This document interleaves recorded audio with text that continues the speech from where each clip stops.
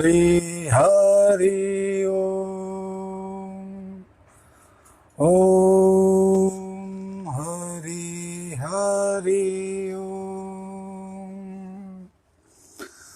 ध्यान मूलम गुरु मूर्ति पूजा मूलम गुरु पदम मंत्र मूलम गुरु वाक्यम मोक्ष मूलम गुरु कृपा।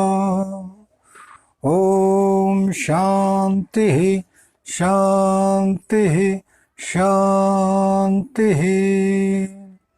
वासुदेव सुतं देवं कंस चाणूरमर्दनं देवकी परमानंदं कृष्णं वंदे जगद्गुरुम्। ओम पूर्णमदः पूर्णमिदं पूर्णात् पूर्णमुदच्यते पूर्णस्य पूर्णमादाय पूर्णमेवावशिष्यते।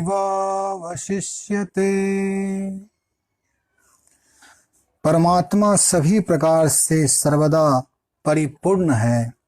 यह जगत भी उसी परम ब्रह्म से प्रकट हुआ है, इसलिए जगत भी पूर्ण है। और यह पूर्ण उसी पूर्ण से उत्पन्न हुआ है। उस पूर्ण से पूर्ण को निकाल देने पर जो शेष बचता है वो भी पूर्ण ही है। तो पूरी जीवन यात्रा पूर्णता की जीवन यात्रा है। उपनिषद कहते हैं कि हम पूर्ण हैं ही, हमें पूर्णता प्राप्त नहीं करनी है, हमें पूर्णता की खोज नहीं करनी, हमें पूर्णता का अनावरण करना है। जो पर्दे हमने टांग रखे हैं, जो आँखों पे हमने पट्टियां बांध रखी हैं, उन पट्टियों को हटाते ही सूर्य के दर्शन स्वतः हो जाते हैं। ये वैसे ही है कि कोई राजा पागल हो जाए और पूरे राज्य में वो ढूंढता फिरे कि राजा कहाँ है, राजा कहाँ है, तो सारी पब्लिक और सारे समझदार लोग उस पर हंसेंगे कि राजा पागल है। खुद ही वो राजा है, हम खुद ही वो अमृत के पुत्र हैं, अमृतस्य पुत्र। उपनिषदों में यह घोषणा है कि हम सब पूर्ण ही हैं। जब तक हमारे अंदर यह अपूर्णता का बोध है, धर्म उसी अपूर्णता के बोध को खत्म करने की कीमिया है, विज्ञान है, मेटाफिजिकल साइंस है। ये कोई अंधविश्वास नहीं है। ये कोई ऐसा नहीं है जैसे कोई आदमी किसी को हिप्नोटाइज कर दिया जाता है और उसे ये कहा जाता है, ठंड में उसे ये एहसास कराया जा सकता है कि तुम तवे पे बैठे हो। तो धर्म जो है एक तरह से कीमिया है जो आपको परिवर्तन की तरफ ले जाते, जो आपके व्यक्तित्व को भिखारी से सम्राट बना देते। वस्तुतः हम सब एक भिखारी हैं। कोई छोटा भिखारी है, कोई बड़ा भिखारी है। मन वस्तुतः भिखारी है, उसके पास हमेशा कोई न कोई भिक्षा पात्र रहता ही रहता है। तो भगवान श्री कृष्ण कहते हैं अर्जुन से यज्ञ के बारे में, यज्ञ शिष्ट आसीनः संतो मुच्यन्ते सर्वकल्विषे भुज्यन्ते ते तु अधम पापः पचन्ति आत्मकारणात्। भगवान के भक्त सभी प्रकार के पापों से मुक्त हो जाते हैं क्योंकि यज्ञ में अर्पित किए हुए प्रसाद को ही ग्रहण करते हैं। अन्य लोग जो इंद्रिय सुख के लिए भोजन बनाते हैं वो निश्चित रूप से पाप के भागी हैं। जीसस क्राइस्ट का एक वचन है और वचन ये है कि seek ye the first the kingdom of God, then all shall be added unto you।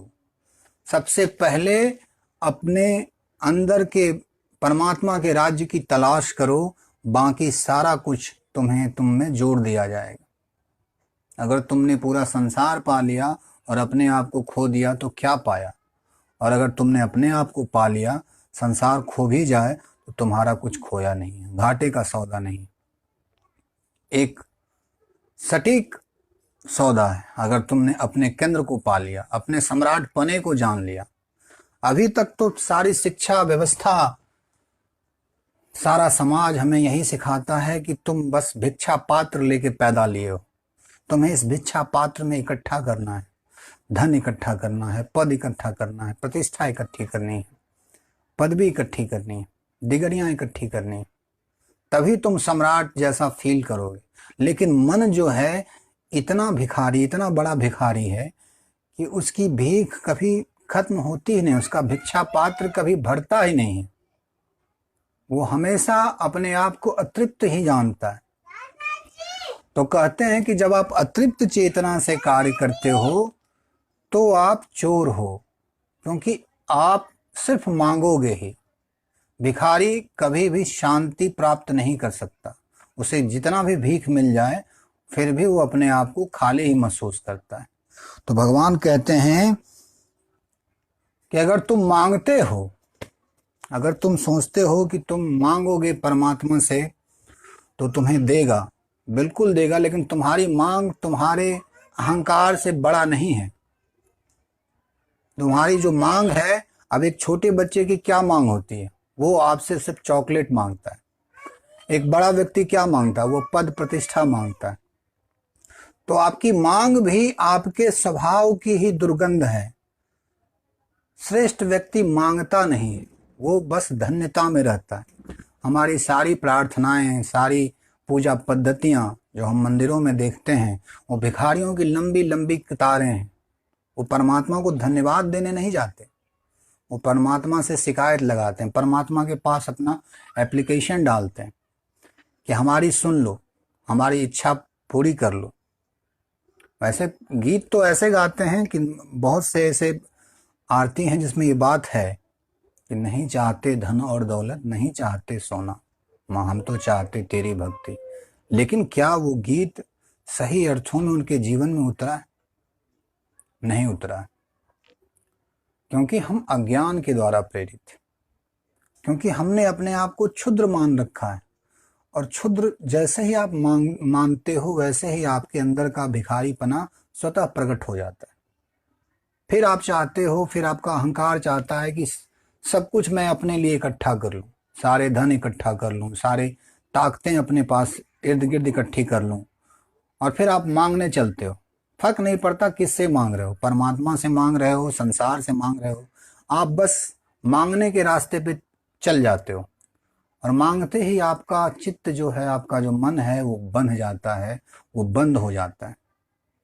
आपने देखा है कि मांगने वाले की क्या क्या क्या मांगा, कभी आनंद पूर्वक कोई चीज मांगा जा सकता है? आनंद से कोई चीज मांगा जा सकता है?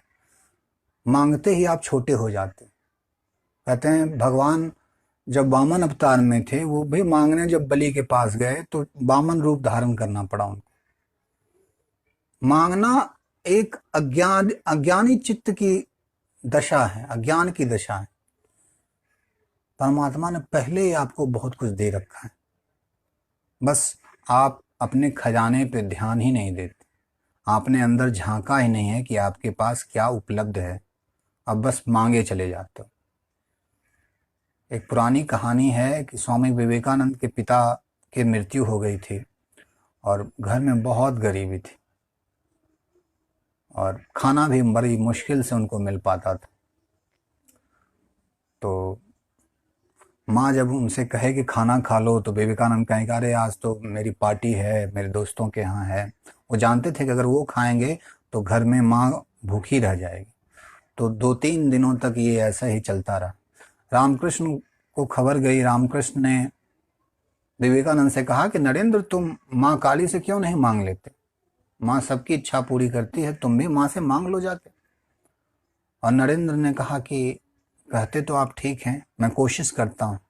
और कहते हैं जैसे ही वो मंदिर में विवेकानंद प्रवेश किया, उन्होंने कहा हे माँ, मुझे ज्ञान देना, मुझे भक्ति देना, मुझे विवेक देना, मुझे समझ देना। और ये कह के वो लौट आए। ठाकुर ने दोबारा पूछा कि नरेंद्र, तुम गए मंदिर के अंदर गए, तुमने धन क्यों नहीं मांगा पर माँ से? विवेकानंद ने कहा कि जब मैं वहां प्रवेश करता हूं तो मैं एक दूसरा व्यक्ति हो जाता हूं, पर भगवान से, माँ से, मैं माँ काली से मैं धन मांगू, ये शोभा देता है मुझे। वहां जाता हूं मैं एक सम्राट हो जाता हूं, सारे सारे कष्ट, सारे चिंताएं विदा हो जाते हैं और परमात्मा से श्रेष्ठतम चीजों की मांग की जाती है, निकृष्टतम चीज़ों की मांग नहीं की जा सकती। तो मांगना बताता है कि आप अभी भी अज्ञान में हो, अभी भी आप भ्रम में हो, अभी भी आपका जीवन अहंकार केंद्रित है, अभी भी आप भिखारी हो। फर्क नहीं पड़ता आप कितने छोटे या कितने बड़े भिखारी हो, दुनिया कहती होगी कि आप बड़े हैं, लेकिन आपके अंदर वो भिखारी वाला चित्त अभी भी विराजमान है। फर्क नहीं पड़ता आप सिंहासन पे बैठे हैं कि जमीन पे बैठे हैं, आपकी मांग वही है कि मुझे तृप्त कर दो। और जब जो खुद को तृप्त करने के लिए कर्म करते हैं वो वस्तुतः चोर हैं, क्योंकि वो दूसरों का क्रेडिट खाते हैं, दूसरों की संपत्ति पे, दूसरों के अधिकारों का हनन करते हैं। भगवान कहते हैं ऐसे लोग जो इंद्रिय सुख के लिए भोजन करते हैं, भोजन बनाते हैं, इंद्रियों की तृप्ति के लिए कर्म करते हैं, वो निश्चित तौर पे चोर हैं, वो पाप करते हैं, वो संसार को क्रेडिट नहीं देते। आगे भगवान करते हैं अन्नात भवन्ति भूतानि पंजन्यात अन्न संभवः यज्ञात भवति पंजन्य यज्ञः कर्म समुद्भवः। सारे प्राणी अन्न पर आश्रित हैं जो वर्षा से उत्पन्न होता है। वर्षा यज्ञ संपन्न करने से होती है और यज्ञ नियत कर्मों से उत्पन्न होता है। कहते हैं कि जो बांटता है उसे और मिलता है।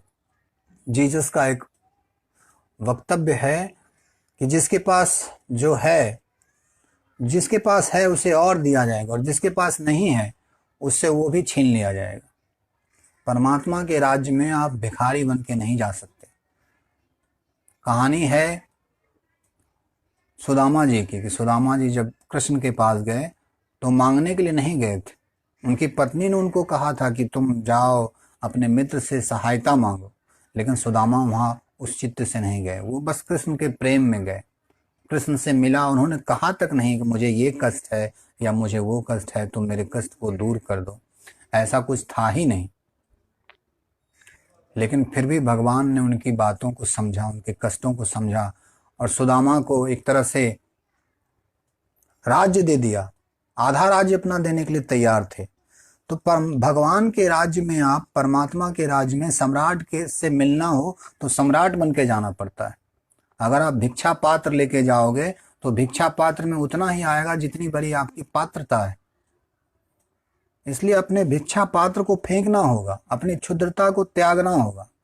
जब तक आप अपने इस अहंकार को नहीं समझेंगे, इसके असत्यपने को नहीं समझेंगे, तब तक आपके अंदर सम्राटों वाली बात नहीं आएगी। तब तक आपके अंदर का वो भिखारीपना जो है, वो अपने अहंकार को तृप्त करने की इच्छा है, दूसरे के शोषण करने की इच्छा है, दूसरों पे सत्ता जमा लेने की इच्छा है, वो बरकरार रहेगी, वो कायम रहेगी। और वो जब तक कायम है तब तक आप बंधन में हो, तब तक आप एक तरह से ईश्वर के राज्य को अपना राज्य कह के चोर की भांति जी रहे हो। क्योंकि चोर कभी शांत नहीं रह सकता। चोर को भी पता है कि वो जो संपत्ति उसने इकट्ठा की है वो उसकी नहीं है, उसने कहीं दूसरे से इकट्ठा की। ये शरीर जो मैंने लिया है, ये शरीर मेरा नहीं है, ये शरीर प्रकृति ने हमें दिया। ये एक जोड़ है, ये एक गठजोड़ है, ये एक कॉम्बिनेशन है। और इस कॉम्बिनेशन को अगर मैं कहूँ कि मैं हूँ, ये मेरा है, तो ये एक भ्रम होगा। ये परमात्मा का दिया हुआ है, ये परमात्मा का यंत्र है। तो कुछ मांगने वाले ऐसे होते हैं, क्योंकि हम मांगते भी हैं अपने ज्ञान के हिसाब से, अपने अज्ञान के हिसाब से। कहते हैं कि एक पति पत्नी ने भगवान शंकर की तपस्या की और भगवान शंकर प्रकट हुए। तो भगवान शंकर ने दोनों से वरदान मांगने के लिए कहा कि 2 वरदान मैं तुम्हें दे सकता हूँ। तो पत्नी ने कहा कि मैं सबसे सुंदर हो जाऊं, ऐसा कुछ करें आप। तो भगवान ने कहा कि ठीक है, मैं तुमको सबसे सुंदर बना देता हूँ। पत्नी सबसे सुंदर हो गई। इसको देख के उसका पति ईर्ष्या में जल गया। उसने कहा कि मैं मांगता हूँ कि मेरी पत्नी जैसी थी वैसी ही हो जाए। तो भगवान शंकर ने उसकी पत्नी को जैसी थी वैसे ही मांग कर दिया। फिर पत्नी ने ईर्ष्या बस कहा कि मेरे पति का नाक चपटा कर दो, दूसरा वरदान मांगा। और पति ने भी गुस्से में वही कहा कि मेरे पत्नी की नाक चिपटी कर दो, तो परमात्मा ने दोनों की नाक चिपटी कर दी। उस वरदान का क्या फ़ायदा अगर आप उस वरदान में होशपूर्ण नहीं हैं, ज्ञानपूर्ण नहीं हैं, तो आप जो भी मांगोगे अपनी मूर्खता से ही आप मांगोगे, क्योंकि मांग हमेशा गलत होती है। मांग होती ही अहंकार की है।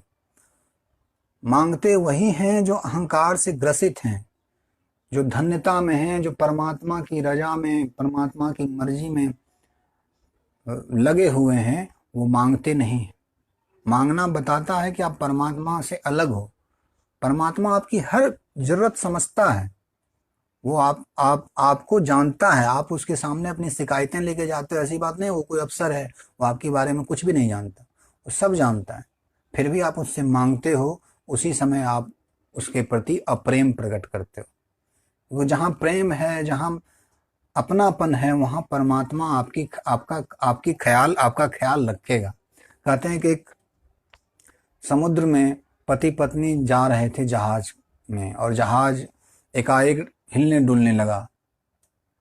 बाहर बहुत बड़ा तूफान आ गया और पति ने कहा कि अगर मैं इस तूफान में तुम्हें नीचे फेंक दूं तो क्या होगा। पत्नी हंसने लगी कि आप मुझे फेंक ही नहीं सकते। फिर पति ने कहा कि तुम ये जो कांप रही हो, डर रही हो तूफान से, मुझे भी अपने उस परमात्मा पर विश्वास है। अगर वो चाहे तो हमारा बाल भी बांका नहीं हो सकता। अगर उसी की मर्जी है तो हम लोग कुछ नहीं कर सकते। तो हमारी जो मांग है, हम जो मांगते हैं जीवन से, वो बताता है कि हम अभी भी भ्रम में हैं, अभी भी हम अपने अहंकार के ही कैदी हैं। फर्क नहीं पड़ता कि आप किस स्तर से जी रहे हैं। फिर भगवान श्री कृष्ण कहते हैं कि यज्ञ करने वाला जो चित्त है, वो हमेशा कुछ न कुछ शेयर करता है, बांटता है, देवताओं को अर्पित करता है, उसी का प्रसाद वो ग्रहण करता है। एक श्रेष्ठ पुरुष का लक्षण है, घर में भी देखा होगा कि जो सबसे बड़ी दादी हो या माँ हो, सबको खाना खिलाने के बाद ही वो खाती है। लेकिन आज का जो एजुकेशन सिस्टम है, आज का जो परिवेश है, वो यही बताता है कि सबसे पहले खुद को भर लो। कुछ बच जाए, एक्स्ट्रा हो जाए, तो फटे पुराने कपड़े आपने दिवाली में दे के बड़ा आप दानी समझ रहे हैं अपने आप को। तो जो बचा खुचा हो वो दूसरों के साथ शेयर करो। वो निकृष्ट लोगों की सोच है, क्योंकि जो बचा के रखते हैं अपने आप में हर चीज को, चाहे उनकी भावनाएं हो, प्रेम हो, आनंद हो, खुशी हो, उसको बचा के रखते हैं, वो सड़ जाते हैं। उनके अंदर जीवन का कोई प्रवाह नहीं होता। श्रेष्ठ लोग पहले बांटते हैं, कहते हैं वो चीज बांटो जिसको बांटने से बढ़े।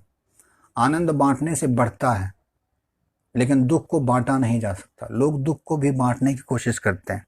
एक दुखी व्यक्ति पूरी व्यवस्था करेगा कि सामने वाला भी दुखी हो, वो दूसरों का सुख नहीं देख सकता। पूरी कोशिश करेगा, पूरा जोर लगाएगा, पूरा तिक्रम लगाएगा, किसी तरह से सामने वाला दुखी हो, ताकि वो निश्चिंत हो सके कि केवल मैं ही दुखी नहीं हूं, और भी लोग तो दुखी हैं। लेकिन एक आनंदित व्यक्ति आनंद बांटेगा बिना किसी कारण के। वो फूलों की तरह जिएगा, वो अपनी खुशबू बिखेरेगा बिना किसी जाति, धर्म, मजहब, छोटे बड़े पद वालों का अंतर किए हुए। वो स्वतः अपने आप को बांटेगा। आनंदित व्यक्ति, महापुरुष व्यक्ति, सूरज, जिसके अंदर सूरज वाला चित्त है, वो अपनी किरणें स्वतः बांटता है। लेकिन जब हम स्वार्थी होते तो चाहते हैं सब कुछ ग्रहण कर लें, सब कुछ इकट्ठा कर लें, सब कुछ का भोग हम खुद कर लें और किसी को कुछ न दें। कोशिश तो यही रहती है कि हमारे फ्रिज में मिठाइयाँ सड़ जाएं, लेकिन दूसरों को मिठाई ना मिले। कुछ ऐसे दुष्ट होते हैं तो दूसरों को कष्ट देने के लिए कभी कभी खुद भी कष्ट ओढ़ लेते हैं। एक कहानी थी गोनू ओझा की। वो अपने पड़ोसियों से बड़ा जलता था, और एक बार परमात्मा प्रकट हुए उससे, क्योंकि वो शिव की भी भक्ति करता था। तो भगवान शिव भोलेनाथ प्रकट हो गए, कहा वरदान मांगो। तो गोनू ओझा ने कहा कि मैं वरदान तो मांग रहा हूँ, लेकिन आप वादा करो कि आप जो वरदान दोगे वो फलित होगा। वो मुझे विश्वास नहीं हो रहा, मैं पापी आदमी, आप कैसे प्रकट हो गए। तो भोले ने कहा कि एक बात मैं भी शर्त एक देता हूं कि जो तुम मांगोगे उसका दुगना तुम्हारे पड़ोसी को मिलेगा। अब तो गोनू झा बड़ा चिंतित हो गया, ईर्ष्या से भर गया। मैं कुछ भी मांगूं मेरे पड़ोसी को उसका डबल मिल जाएगा। तो वो कुछ पॉजिटिव तो मांग नहीं सकता था। पड़ोसियों ने उसे दुष्ट लगते थे पड़ोसी। तो उसने कहा कि हे परमात्मा, हे भोलेनाथ, मेरा एक पैर टूट जाए। और कहते हैं गोनू झा का एक पैर टूट गया। पूरे जितने पड़ोसी थे उनके दोनों पैर टूट गए। गोनू झा बड़ा प्रसन्न हुआ, हाँ, बहुत अच्छी बात, बहुत अच्छी बात। कहा हे परमात्मा, मेरी एक आंख फूट जाए। और कहते हैं पूरा जो उनका पड़ोसी, जितने पड़ोसी थे सब अंधे हो गए। गोनू झा बड़ा आनंदित हो गया, वाह वाह वाह, सब अंधे हो गए, अब सालों को पता चलेगा हमसे पंगा लेने का क्या नतीजा होता है। तो कुछ ऐसे दुष्ट प्रवृत्ति के लोग भी होते हैं जो दुख भी बांटने में आनंदित होते हैं, क्योंकि वो खुद अंदर से दुखी हैं। उनके अंदर खुद कोई आनंद का स्रोत नहीं है, आनंद की कोई गंगा नहीं है जो बहती है। आनंद कहीं ऐसा नहीं है कि कोई बनी बनाई चीज है, बनी बनाई घटना है। आनंद है सतत प्रवाहमान वस्तु, अनुभव, जिसे आप शेयर करते हो, जिसे आप लोगों से बांटते हो। इसलिए आनंद को परमात्मा के तुल्य कहा गया। सत्य चित्त आनंद में परमात्मा का एक गुण बताया गया कि वह आनंद स्वरूप है। तो हम अगर दुखी होते हैं तो हम आसपास दुख का ही ब्रॉडकास्ट करते हैं, दुख का ही प्रसारण करते हैं। और अगर आनंदित होते हैं तो हम बांटने की कला में माहिर हो जाते हैं, हम सम्राट हो जाते हैं। पद से सम्राट हो ना हो, लेकिन चेतना से जरूर हम सम्राट हो जाते हैं। इसीलिए सिकंदर भी उस सन्यासी के सामने सर झुकाता है जिसको सिकंदर धमकी देता है, लोभ देता है, प्रलोभन देता है, मैं तुम्हें सत्ता दूंगा, मैं तुम्हें सुविधा दूंगा, आप चलो यूनान। और वो योगी कहते हैं कि तुम मेरे सामने से हट जाओ, मैं आनंदित हूं। सिकंदर धमकाता भी है, लोभ और भय का यही तो संसार है। या तो किसी को लोभ से प्रेरित करो या किसी को भय दे दो, क्योंकि मांगता वही है जो भयग्रस्त है, जिसको पता है कि वो अपूर्ण है, उसे पूर्ण होना है, इसलिए वो मांगता है। अपने अभाव को पूर्ण करने के लिए वो मांग करता है। तो सिकंदर कोशिश करता है उस सन्यासी को डराने की, मैं तुम्हारी हत्या कर दूंगा। और वो सन्यासी हंसता है, तुम मेरी हत्या क्या करो, मैंने उस अहंकार को पहले ही गिरा रखा है, मैंने उस अमृत तत्व को पहले ही चख रखा है, तुम मुझे छू ही नहीं सकते। शरीर तो जाएगा, आज न कल ही तो जाना ही जाना है, फिर नया शरीर ले लूंगा अगर इच्छा होगी तो, लेकिन तुम मुझे टच नहीं कर सकते। तो सम्राट को आप डरा नहीं सकते, सम्राट को आप भयभीत नहीं कर सकते। वास्तविक सम्राट लोभी नहीं होता, वास्तविक सम्राट महत्वाकांक्षी नहीं होता। महत्वाकांक्षी का अर्थ है कि अभी भी आप सम्राट नहीं हो। चाह गई चिंता गई मनुआ बेपरवाह, जिनको कुछ नहीं चाहिए सोई सहनसा। वही सहनसा है जिनको कुछ नहीं चाहिए, जिनको कुछ चाहिए तो वो मन के व्यापारी हैं। वो प्रॉफिट लॉस के खेल में वो खेलते रहेंगे, कुछ मिलेगा कुछ खोएगा, फिर कुछ मिलेगा फिर कुछ खोएगा। वो मन के सुखों दुखों में झूलते रहेंगे और शिकायत करेंगे, परमात्मा से डिमांड करेंगे। या छोटे मोटे जो परमात्मा अभी लोकल परमात्मा है, ठेकेदार, नेता, जो भी पॉलिटिकल पार्टीज के लोग, उससे उम्मीद करेंगे कि वो कुछ मुझे दे दे।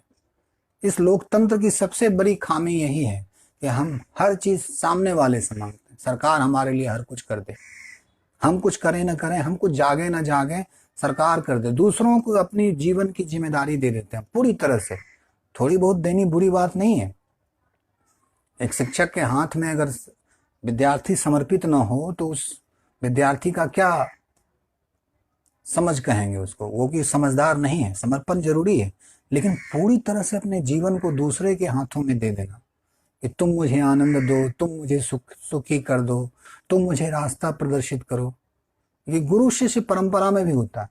एक सच्चा गुरु आपको मुक्त करेगा, वो कभी भी आपको खुद से नहीं बांधेगा। खुद मतलब उस व्यक्तित्व से नहीं बांधेगा, क्योंकि जो गुरु मेरे अंदर अवस्थित है वही गुरु आपके अंदर भी अवस्थित है। फर्क है जागरण का, या आप जागे हुए हो कि नहीं हो। या बहुत लोग ऐसे होते हैं जागे हुए होते भी सोने का नाटक करते हैं। तो एक आनंदित चित्त वाला प्रसाद में जीता है, और एक दुखी चित्त वाला, एक स्वार्थी चित्त वाला वो प्रयास में जीता है। एक आनंदित चित्त वाला एफर्टलेस अवेयरनेस में जीता है। प्रयासहीन सजगता में जीता है, और एक दुखी चित्त वाला व्यक्ति वो प्रयास करेगा, कोशिश करेगा, तिक्रम भिलाएगा, कई तरह के साम दाम दंड भेद अपनाएगा ताकि उसकी इच्छा की तृप्ति हो जाए। वो बात करेगा देशभक्ति की, बात करेगा समाज सेवा की। अब देखें आप कितने समाज सेवक लोग घूम रहे हैं, चुनाव का समय आने वाला, कितने समाज सेवक आपको मिल जाएंगे जो समाज की सेवा के लिए उद्धृत हैं, बड़ी बड़ी गाड़ियों में उतरेंगे और उनको समाज की बड़ी चिंता है। आपको लगता है वो समाज के सेवक हैं, चिंता करने वाले लोग हैं? उनके लिए बस एक सत्ता, एक अवसर है अपने भोगों को बढ़ाने के लिए, अपने पावर को इंक्रीज करने के लिए। वो नियंत्रण करना चाहते हैं, भोग करना चाहते हैं, सार्वजनिक संपत्ति का उपयोग या उपभोग करना, अपने हिसाब से उसका वितरण करना चाहते हैं। क्या ऐसे लोग आपके जीवन को बदल सकते हैं? मुश्किल है। अगर वो जागरूक नहीं है तो बड़ी मुश्किल है। अगर वो जिस नेता में, जिस लीडर में एक धार्मिक भाव नहीं है। अभी एक नेता, इधर बिहार के एक नेता रघुवंश बाबू मरे, उनके लिए सभी दलों में संवेदना थी। कुछ तो बात रही होगी उनमें, कुछ तो बात रही होगी। सब दल वालों ने उनका सम्मान किया, क्योंकि उनका जीवन वस्तुतः एक संत वाला जीवन था। ठीक है, वो भी एक तरह से सही गलत पॉलिटिकल पार्टी में थे तो कुछ ना कुछ गलत लोगों के साथ में थे ही, लेकिन फिर भी उनका जीवन एक तरह से निष्पाप जैसा जीवन था। तो समस्त लोगों ने उनका, वो वास्तविक नेता है जो आपको प्रेरित करे, जो आपके अंदर के भिखारी पने को आपसे छीन ले, जो आपको सम्राट होने की स्वतंत्रता दे। लेकिन समाज इसमें बड़ा कुशल है। समाज आपको कभी भी मुक्त होने की कोशिश नहीं होने देगा। वो कभी भी आपको असामाजिक नहीं होने देगा। उस अर्थ में असामाजिक नहीं होने देगा। असामाजिक शब्द बड़ा कठोर शब्द लगता है। असामाजिक तत्व हम लोग कहते हैं कि असामाजिक तत्व हैं। तो असामाजिक वैसे हैं जो समाज से नीचे गिर चुके हैं, और एक असामाजिक ऐसा है जो समाज से ऊपर उठ चुका है, जो समाज से ऊपर उठ के समाज के समस्याओं को समझता हो, उसको, उसकी गतिविधियों को जानता हो, समग्र चेतना से उसको समझता हो, वही उसका वास्तविक हल कर सकता है। समाज सेवक वही हो सकते हैं जो पहले अपने आप में पूर्ण हैं, जिनकी आवश्यकताएं निम्न हैं, या जिनके पास इतना है कि बस उसी में वो खुश हैं।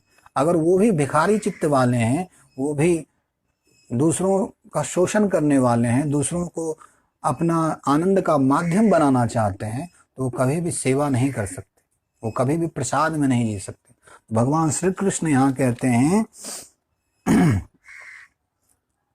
कि जो यज्ञ में दे भाग खाते, पाप से छुटकर तरें, तन्हे तो जो पापी पकाते, पाप भक्षण से वे करें।